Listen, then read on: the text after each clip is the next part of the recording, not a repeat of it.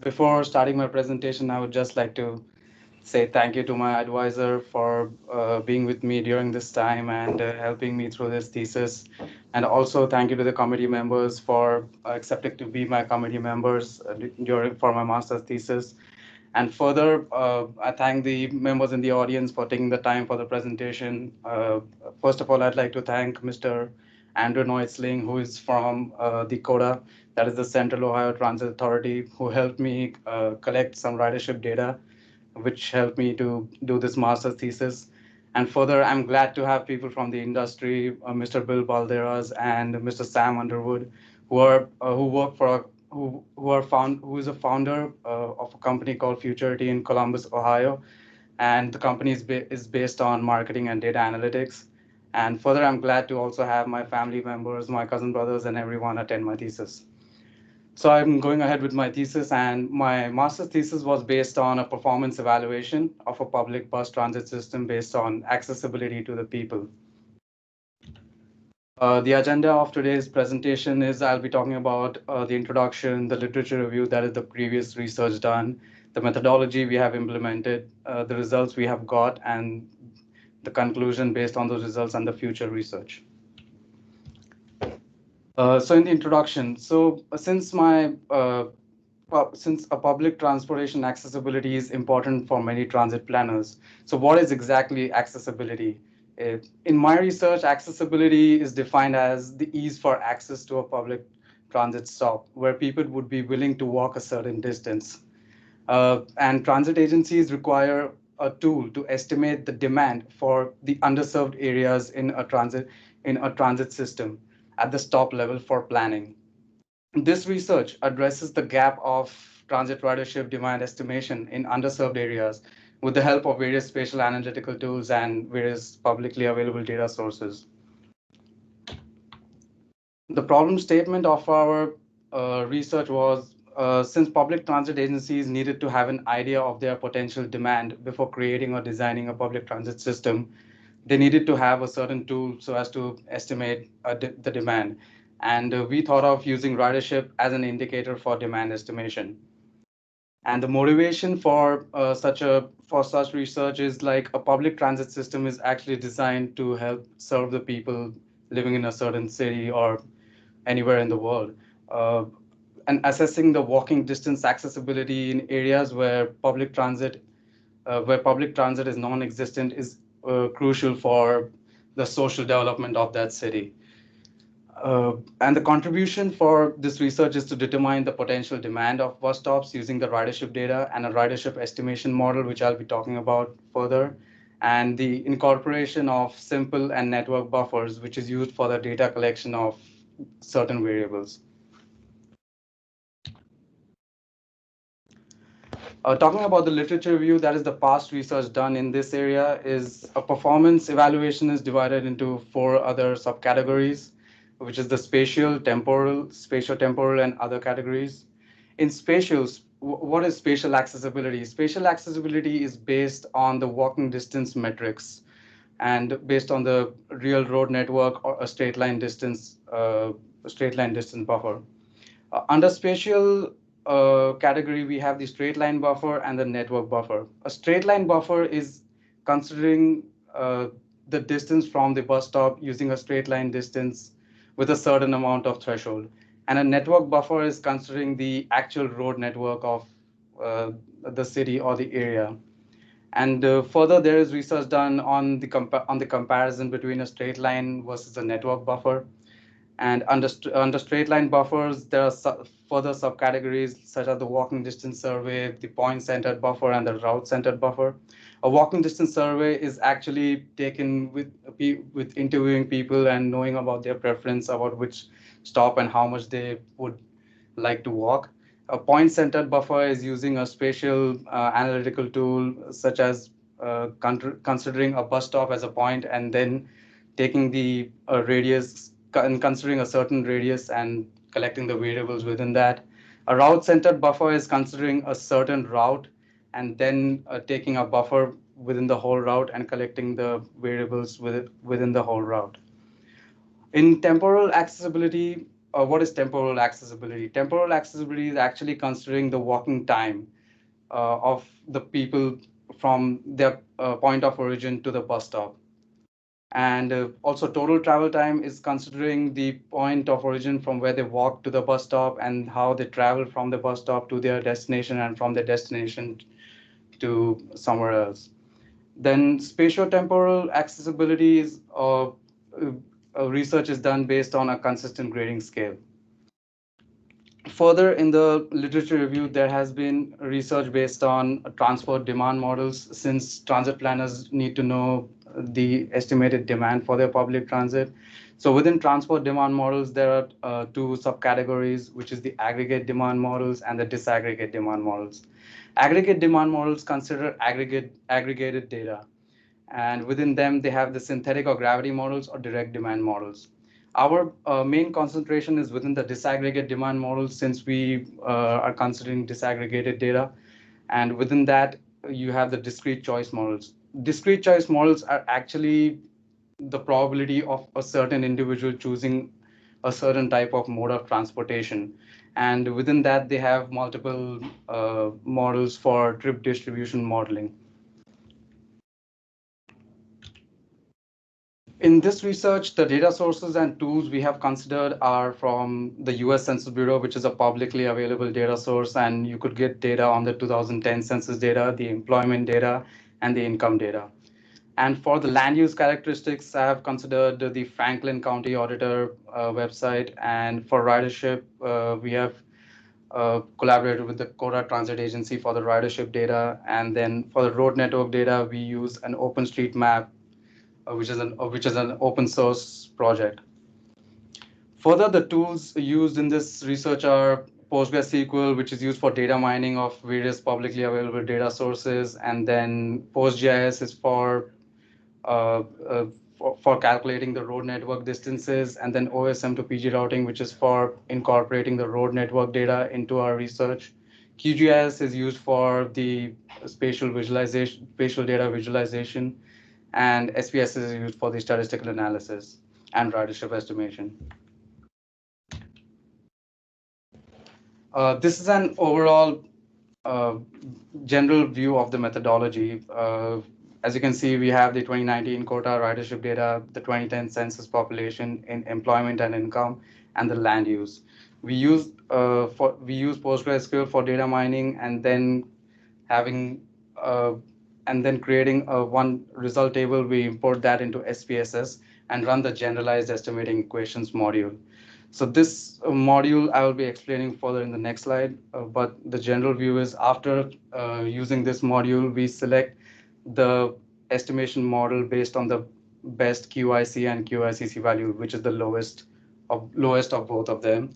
And based on that, we have the gamma with log-link model, which we used for ridership estimation. Then we estimate the ridership and validate the model. And further, after validating the model, we locate the probe or gauge points, and then ridership estimation for those points, and then we end it with the accessibility analysis with two scenarios. So the ridership forecast model. In ridership forecast model, after the variables have been exported into SPSS, I'll be talking more about the variables in further slides, so it'll be much more clear. Uh, Once it is exported, we use the generalized estimating equation module, and then we have four different models, which is the linear model, the Poisson with log link, and negative binomial with log link. Within these four models, we check the QIC and QICC values, which is the quasi-likelihood criterion and the corrected quasi-likelihood criterion values, and select the model which has the lowest values of both of them, and then select the best, since QIC and QICC values represent the best fit of data distribution. So we have to select the best model for that, and then we use that in the ridership forecast model and hence validate the model. Before I move ahead, I actually wanted to show everyone as to how US Census Bureau actually publishes their data. So in this picture, you can see that in the top, you can see in the green county, you can see like there's as you can see, 107. So that is actually a census tract within a county, and each census tract has their own unique IDs, and within each census tract you have block groups, and each block group has a block. The U.S. Census Bureau actually publishes their data in terms of blocks for population, which is the smallest statistical unit which the U.S. Census Bureau publishes and is available to the public. This is an example of how census block internal points or blocks are represented in a spatial analysis software. These blocks contain data regarding the population, the housing of the population living in the area. Further, the variables considered in my research for the estimation of ridership is, of course, the dependent variable is ridership. Ridership is actually the people getting on and off the bus. So every time a person gets on and off, it is counted through APC counters on the bus.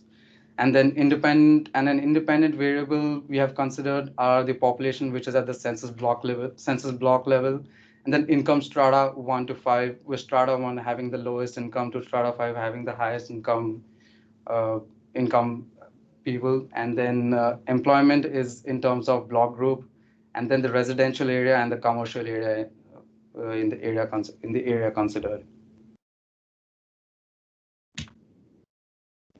This is the ridership estimation equation which we have adopted and applied to our research. The ridership estimation equation is the exponential of the intercept, and as you can see, the blue values are actually the variable values, and they are multiplied with their respective statistical parameter, and that is what I will be using for estimating the further ridership.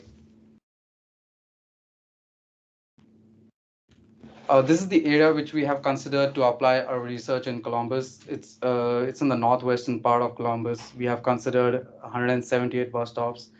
The approximate population of that area is around 40,000 people, and we will be applying our methodology on this area.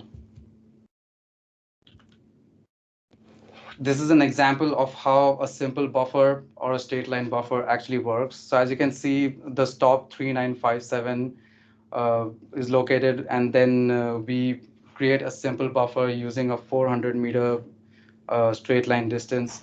And since the blue triangles signify the land use parcel centroids, the land use centroids are, con- are contain the residential as well as the commercial areas within those points. And using a straight line buffer, we collect all those data and sum it up. Further, for the network buffer, for the same bus stop, I wanted to show an example as to how a network buffer works. On the right side, you could see how the methodology is applied to create a network buffer. Uh, for the stop 3957, we find the closest node to the bus stop on the road network. The road network points, as you can see, are in purple, and then we find the closest node to the census block internal point. The closest road network node to the census block internal point is from the blue point to any of the purple points which is closest to it. And then calculating the road network distance from the closest node from the bus stop to the closest node to the census block internal point. And that is the actual walking distance which we have considered. And then using the network buffer as shown in the figure, we collect all the data within the census block internal points, which are 400-meter accessible through walking distance.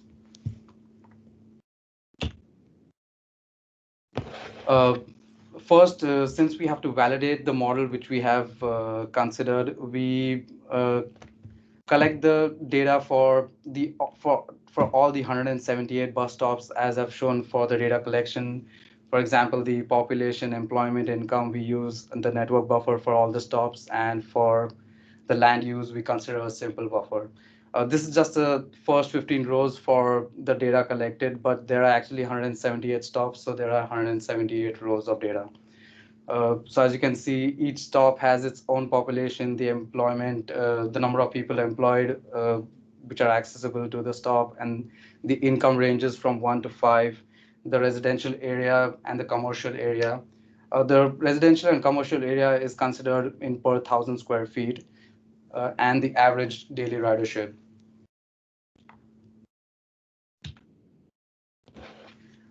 These are the validation results. In the validation results, you first check the QIC and the QICC values from the four models which are created, and from those we can see that gamma with log link has the lowest value compared to the other three models.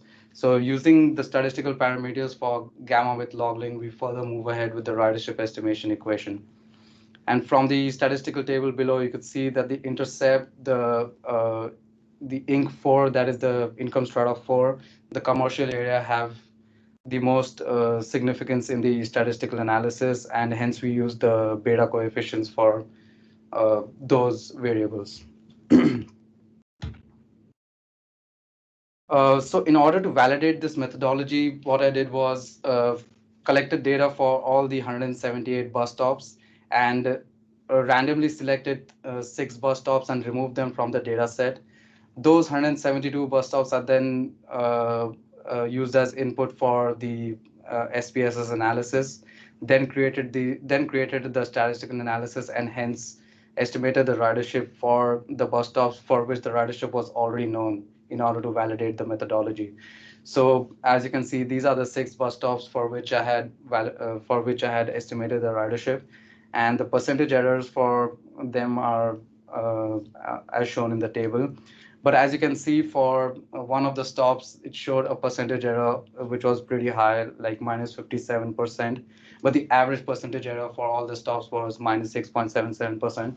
The reason for such a high negative for such a high negative percentage error would be due to would be due to such a reason, since the bus stop 7740 is located near another bus stop which is on the opposite side of the road.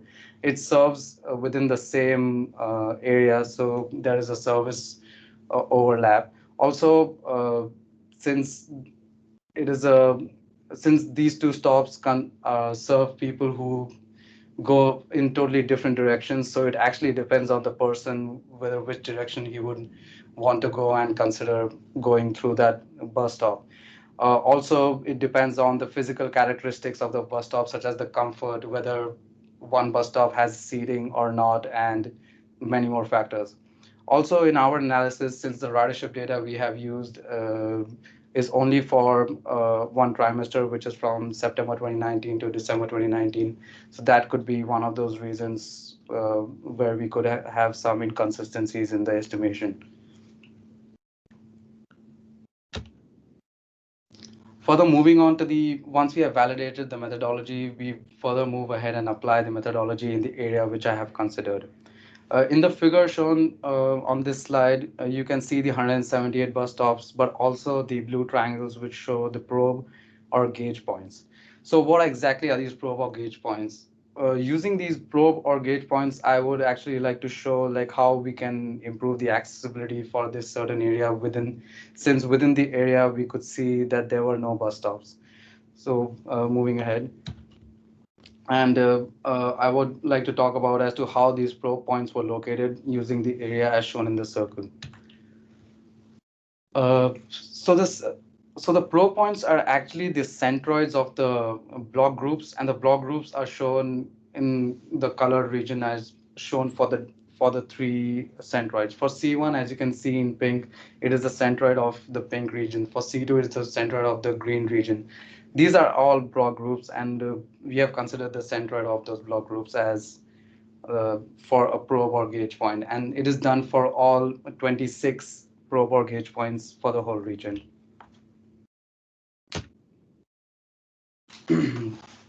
Then for the final results, what was done, we considered all the 178 bus stops, used SPSS for the statistical analysis, run the GE module, and then found the QIC and QICC values. Again, we could see that the gamma with log-link model was the one with the lowest QIC and QICC values. Using that model and using the statistical parameters from that model, we see that they intercept the income strata 1, the people with the lowest income, and the commercial area are the ones with ones with the variables which are significant, and using the beta coefficients for those variables. Further using the statistical analysis for the 178 bus stops, we estimate the ridership for the probe points which we have considered.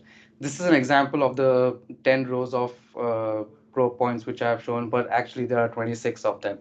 So then within those probe points, in order to prove our research of the walking distance accessibility, we collect the same variables for the probe points as we had discussed, using a network or a simple buffer with the population, employment, the income, the residential and commercial areas, and also considering the estimated ridership which we estimated using the final results.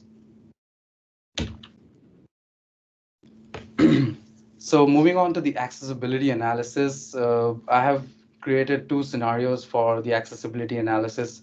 In scenario one, we consider all the 26 probe points and then find the closest bus stop in the existing system with their respective walking distance in meters, and the respective bus stop ridership for the stop code. So, for example, C1 has the probe point C1 has a walking distance of 306 meters to the stop 7750, and 7750 stop code has a bus stop ridership of 1. This has been done for all the 26 probe points, and to have a much better view, we further created a chart of the population versus the walking distance, and through this we could see that the maximum population of 37 people were within walking distance of 2,000 to 2,200 meters, which is pretty high, and having a much better representation for the for the ridership and the population and the walking distance data collected, we create a cumulative histogram, which is the cumulative ridership with the walking distance. And from this, we could see that 13.8% of the population of ridership was within a walking distance of 600 meters or less, and 32.4% was within 1,000 meters, and 67.5% within 1,800 to 2,000 meters for the first scenario, which is the existing system.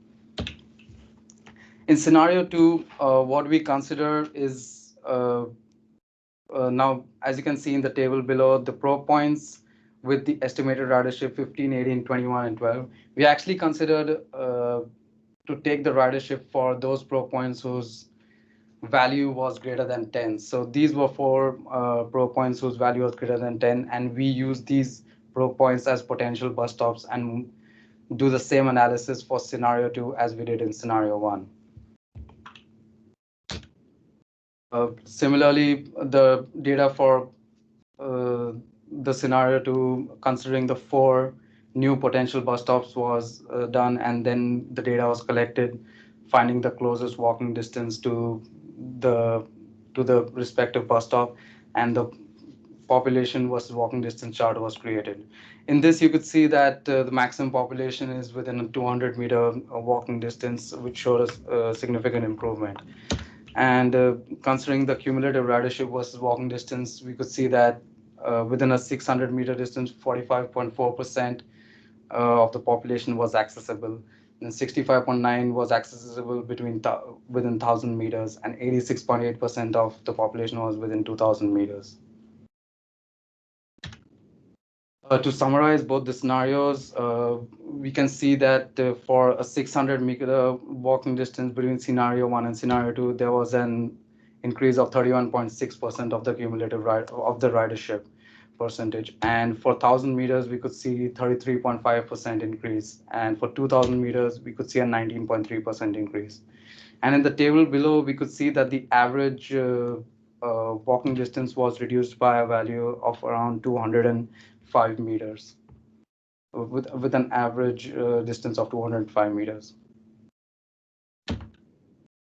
In conclusion, this research assessed the walking distance accessibility of area without a public transit system, And this methodology actually allows for more informed decision making, considering ridership data and also for locating transit stops in the future, or even changing locations for transit stops within the system and scheduling the transit service frequency. The demand for the public transit was estimated. The demand for the public transit was estimated using the demographic, that is the population, the socioeconomic data, that's the employment, the income data, the land use characteristics, and the ridership data. The average walking distance accessibility increased by 18% or decreased by a value of 205 meters. In future research, we could use some additional data sources such as the 2020 U.S. Census Bureau, which will be published, I believe, in this year, and the vehicle ownership, the transit service frequency, the vehicle ownership data, and the transit service frequency. Adding those as further variables could also help in improving the estimation efficiency of the ridership. And then facility location models for the probe points, such as the middle model, help locate the could help better locate the transit stops within the area. And then estimation of the demand by the time of the day, which is much more disaggregated, which will require much more disaggregated data based on the time of the day, could be an idea for future research. Uh, I would like to thank you for your attention, and I'm open for any questions from the audience members from the beginning.